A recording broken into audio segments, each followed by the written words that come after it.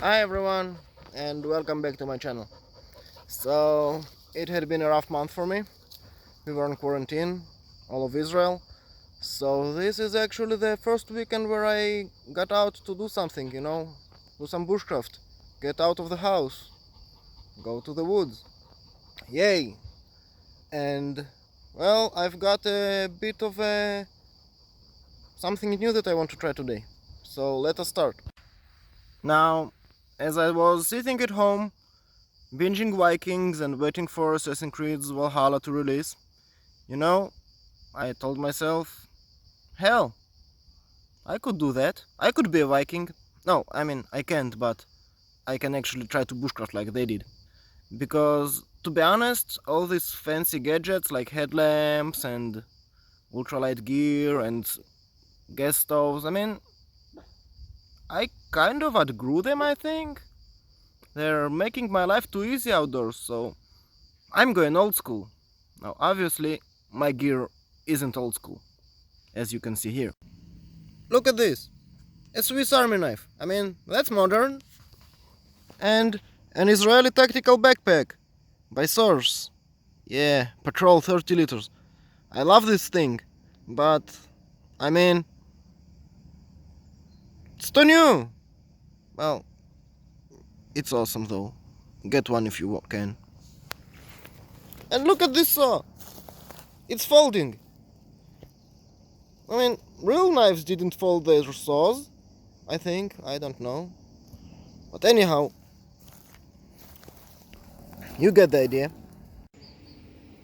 So I decided to bite the bullet and begin to outfit myself with, well, I don't know, more traditional gear, I guess? Yep, that's right. First thing I did, I renamed my dog. He used to be Jack, now he's Jack the Viking. Jack the Viking. Yeah. Look at him, all scary and stuff. That's a proper guard dog. Then I decided that the first piece of gear I'm going to convert was my hiking pole. Now look, I usually like a hiking pole. It's good for long trips. It has many uses outdoors. You can hang your backpack from it. You can set up your shelter with it. So I went out and ooh, this is a nice tree. Yeah. I'd take you down. Oh yeah, baby. Wait, I'm sorry. No. Back to the hiking poles, yes. So I was actually hoping to find a good pine root, because when pine trees fall, they have their roots outside and they make for excellent poles. But I couldn't find one and I'm lazy and tired, so I went for this pile of sticks. Now the one I found here is this one. Look at this. Bloody brilliant, yeah? Good. Now I'll be honest, I kind of worked on it a little bit before I took this film, because I kind of forgot about filming. Yeah, I know, I'm stupid, but look at this. This is a proper hiking pole. Now let's do the proper tests. First of all, let's give it the 1-2 hit to make sure that it won't fail under pressure.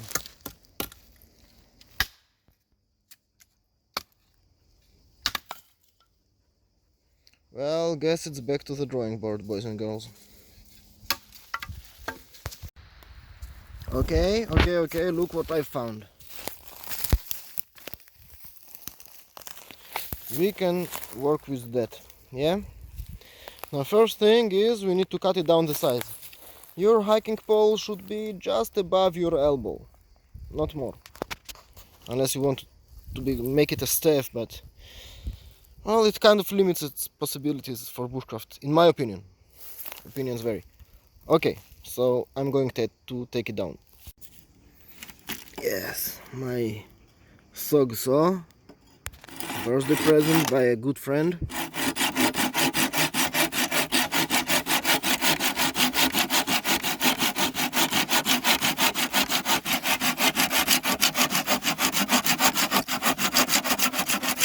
As you can see, it works pretty well.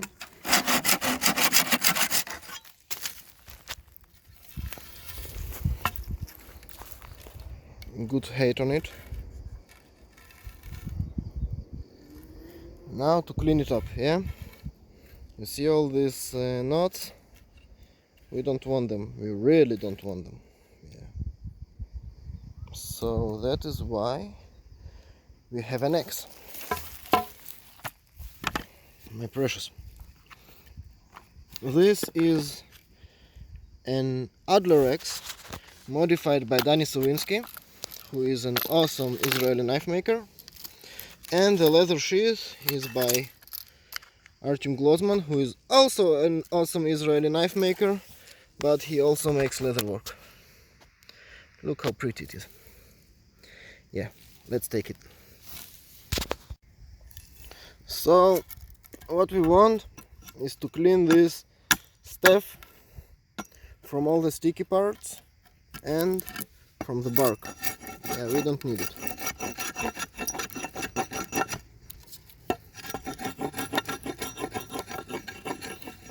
Cleaning the bark may remove some material, but you know what? As long as it stays straight and comfortable, we don't really care.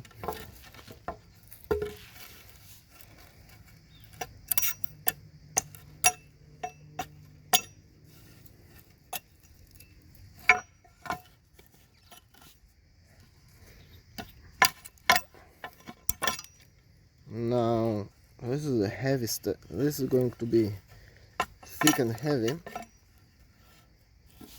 So, wow.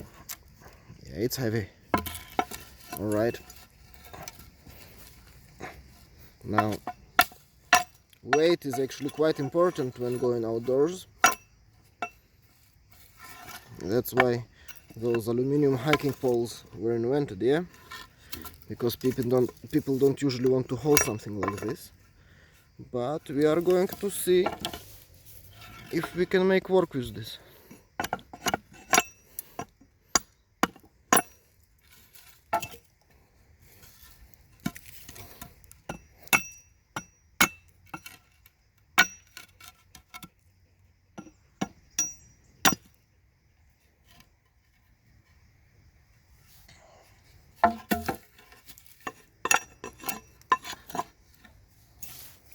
Okay, it looks pretty clean.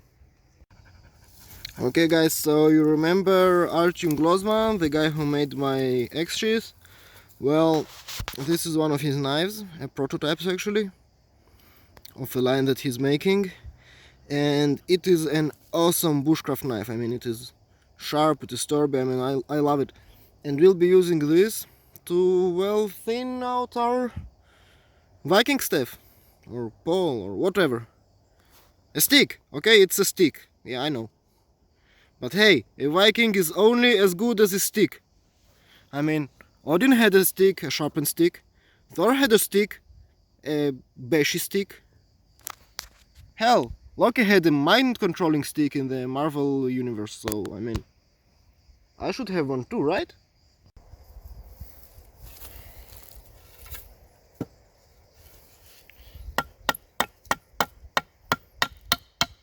Wow, yeah.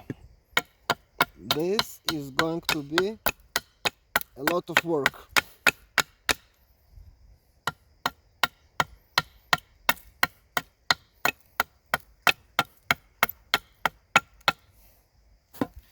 Really a lot of work.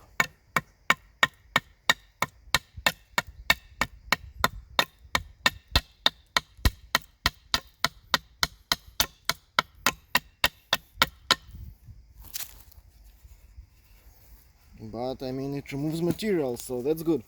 Yeah.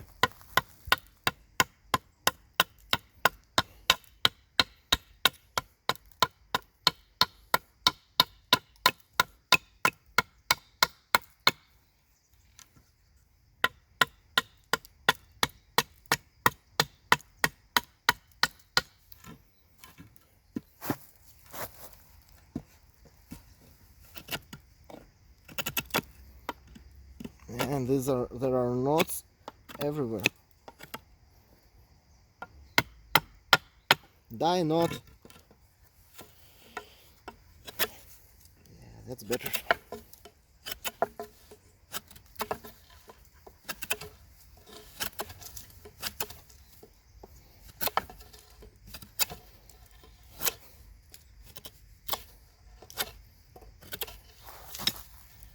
Okay, so now you just need to do the entire length of it. Yay! How hard could that be, right?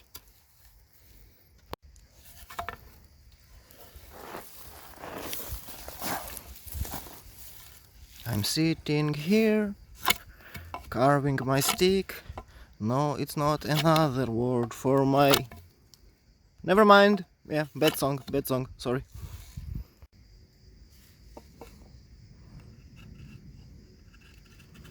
Sometimes it's the little cuts that are most fun. Yeah. Anyhow, back to work.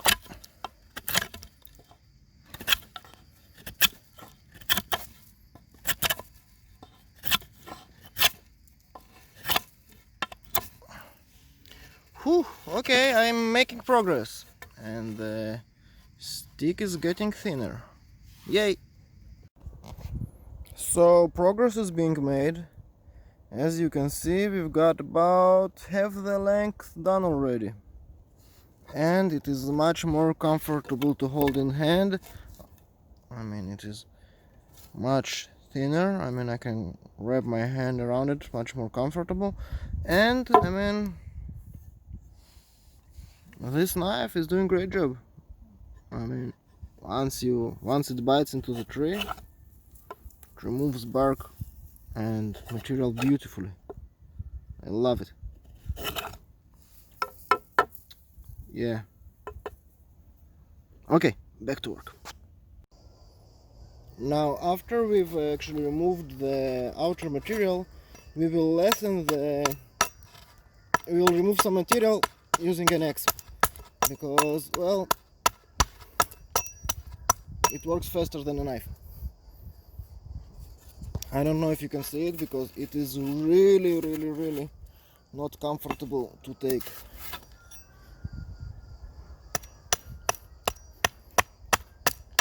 To film, but I mean, it removes material really quickly.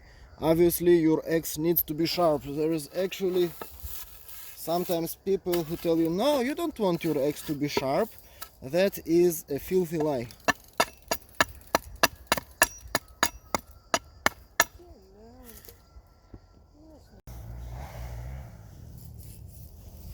Okay, so we are at the end of our stock removal process. We are thinning this stick out because we want to remove its weight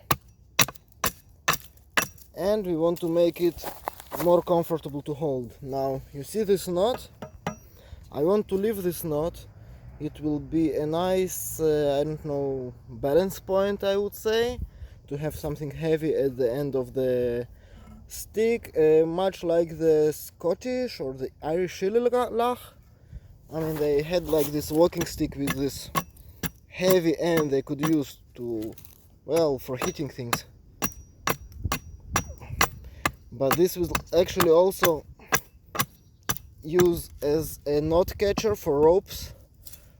I could secure ropes much more securely with one part of the stick being heftier and wider than the other. So yeah, check this out. It is much lighter now. I mean, by a lot. I need obviously to round it up, and let's do it. I like to chop things into shape, so now that I need to remove some of the material of the handle of where I'm going to hold the staff, the stick, the whatever, I like to use gentle, taps with the knife just to sort of remove material when where I want.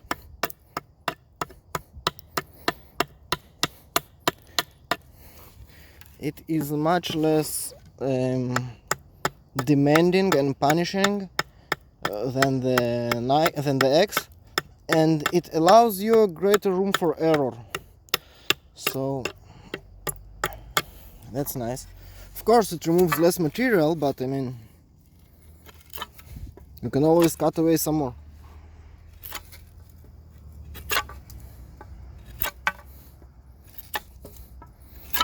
Beautiful. This is turning into a proper walking instrument.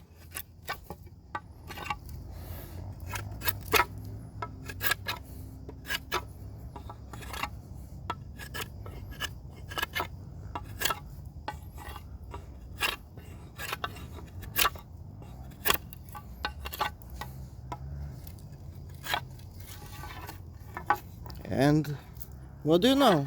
It is even comfortable in the hand right now. Not bad.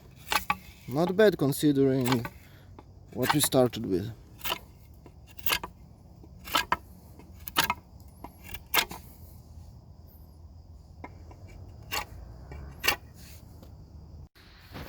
Okay, so we have our stick sort of carved out, but it is still quite not comfortable on the hand. It has a lot of these sharp remains of the cuts where we chopped the wood, as you can see. So what we will do is we will sand it with a stone. Now we just need a good stone. This one looks coarse enough to do the job, and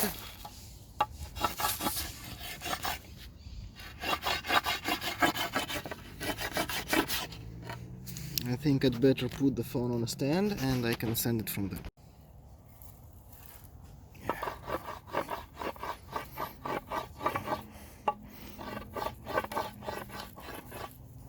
We are using this part of the stone, which is a bit, well, I don't know, well, I wouldn't call it sharp, you know, but it has a sort of an edge.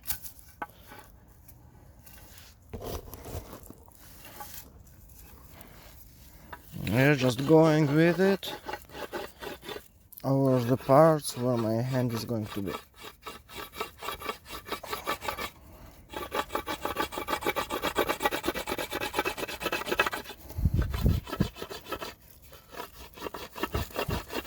And I kind of like this stone. It's really awesome.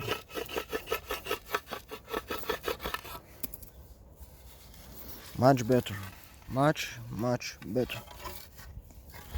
Yeah.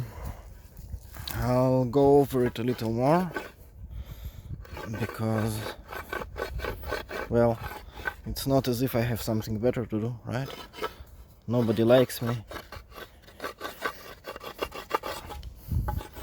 I'm just kidding, my wife likes me. A little. I hope she likes me, yeah.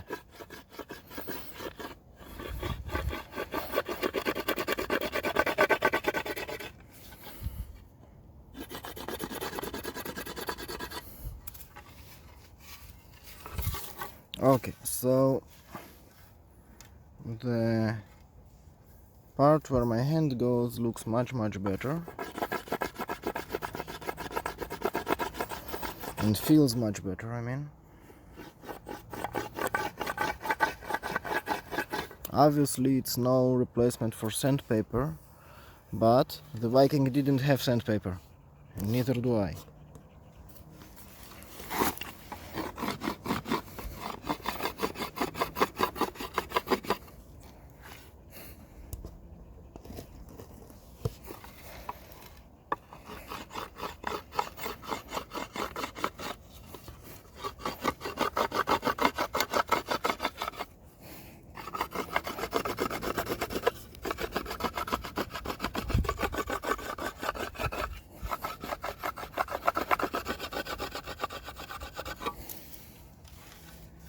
Well, I can walk with this. Okay, now The next part is to burn my name into the staff. That's what will make it, well, mine. Now for that I'll be using a magnification glass or a Fresnel lens, I don't know what you guys call it, and some sun. Now I bet you people think, well, Vikings didn't have magnification glass. Yes, they did, sort of. They had what they called reading crystals. They were crystals that were working to magnify what they were reading. Maps, runes, whatever. So obviously I don't have a crystal, so I'll cheat a little. Now here's my staff. As you can see, I already kind of started on it, and man, it isn't easy to actually set up the magnifying glass so it will burn, but let's do it.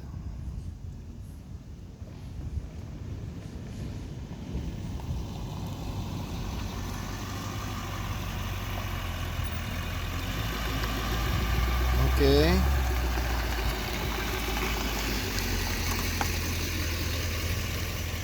Evil car. As you can see, it is burning the wood. So yeah.